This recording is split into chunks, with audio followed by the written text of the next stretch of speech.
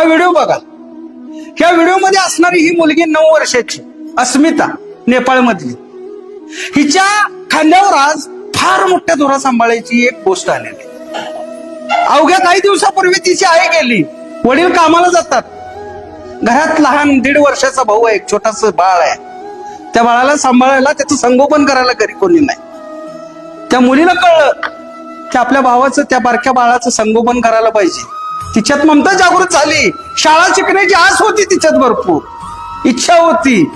ती तिनं मोडून न देता त्या भावाला काकेत घेऊन ती शाळेत गेली. अक्षरशः शाळेत वर्गात तासाला बसलेली असताना भाऊ अगदी मांडीवर झोपलेला आहे आणि ती पुढे मात्र शाळेत शिकण्याचा प्रयत्न करत आहे. पण त्याच वेळेला काही मुलींनी मागे बघायला चालू केलं. तिच्याकडे बघून हसू लागल्या.